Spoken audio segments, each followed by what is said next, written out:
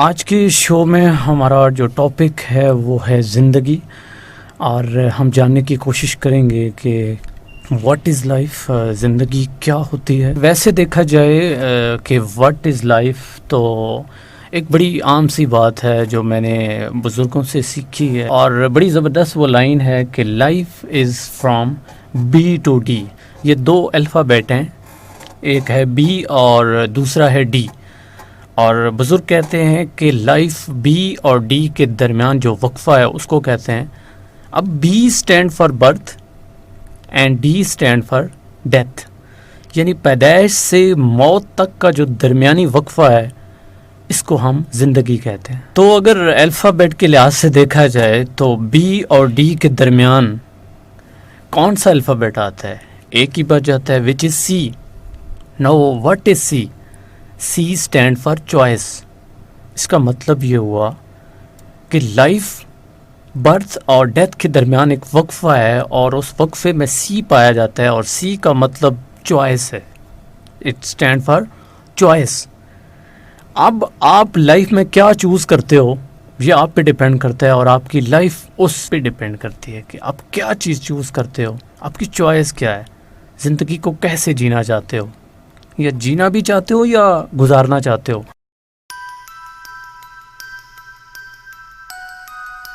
اگر آپ رائٹ چیزیں چوز کرو گے، اچھی چیزیں چوز کرو گے، پازیٹیو چیزیں یوز کرو گے اپنی لائف میں، تو ڈیفینیٹلی آپ کی لائف کی جو چوائس ہے وہ اچھی ہوگی، اور یوں آپ کی لائف اچھی ہوگی۔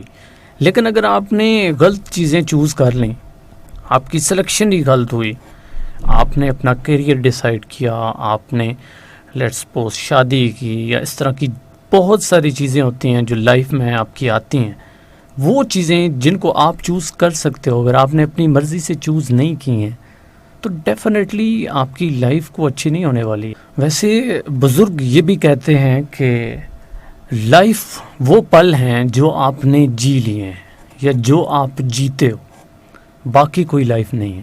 ویسے گزارتے تو ہم ہیں، سانس تو ہم لیتے ہیں، لیکن وہ لائف ہوتی نہیں ہے۔ لائف ایکچولی وہ ہے جو پل آپ جیتے ہو۔ اور اس کو اگر میں اپنی لائنز میں ڈیفائن کروں تو بڑی سمپل سی ڈیفینیشن ہے لائف کی۔ لائف یا زندگی وہ پل ہے جس میں آپ جی رہے ہو، یعنی زندگی وہ پل ہے جس میں آپ جی رہے ہو، یہ مومنٹ ہے جس میں آپ جی رہے ہو، نہ وہ زندگی ہے جو گزر چکی ہے، اور نہ وہ زندگی ہے جو کل آئے گی۔ اور یہ بھی کہا جاتا ہے کہ زندگی اللہ کا ایک بہت بڑا انعام ہے، اور اس میں کوئی شک نہیں ہے کہ زندگی اللہ تعالیٰ کا ایک بہت بڑا تحفہ ہے۔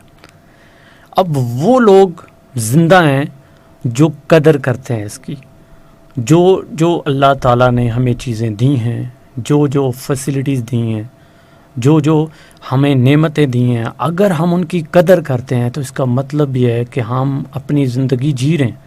اور ایکچوئل میں وہی لوگ جیتے ہیں جو قدر کرتے ہیں۔ وہ لوگ تو جی نہیں رہے ہوتے جو کسی چیز کی قدر نہیں کرتے، وہ تو ہمیشہ شکایت ہی کرتے رہتے ہیں، تو اس کو جینا تو نہیں کہیں گے نا۔ بزرگ یہ بھی کہتے ہیں کہ مقصد والی زندگی ہی زندگی ہے۔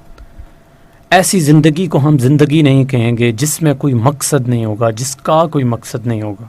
اگر آپ کی لائف میں آپ کا کوئی ایم ہے، کوئی گول ہے، کوئی مقصد ہے، تو اس کا مطلب ہے کہ آپ زندہ ہو، آپ حیات ہو، اور آپ زندگی بسر کر رہے ہو، اس کو گزار نہیں رہے، بسر کر رہے ہو، جی رہے ہو۔ اور ایک جملہ آپ نے اکثر سنا ہوگا کہ کچھ لوگ جو ہے نا زندہ ضرور ہوتے ہیں، سانس لے رہے ہوتے ہیں، لیکن زندہ نہیں ہوتے۔ ایکچوئل میں ان کی فیلنگز مر چکی ہوتی ہیں، ان کے احساسات مر چکے ہوتے ہیں، وہ نہ دوسروں کا احساس کرتے ہیں، نہ انہیں دوسروں کی قدر ہوتی ہے، نہ ہی اپنی چیزوں کی قدر ہوتی ہے۔ تو ایسے لوگ جو آس پاس کی چیزوں کو محسوس ہی نہیں کر سکتے، جن کے اندر احساس مر جاتا ہے، تو سمجھ جائیں کہ وہ لوگ زندہ نہیں ہیں۔ اس کا مطلب کیا ہوا پھر؟ کہ صرف سانس لینا زندگی نہیں ہے، احساس کو بھی زندگی کہتے ہیں۔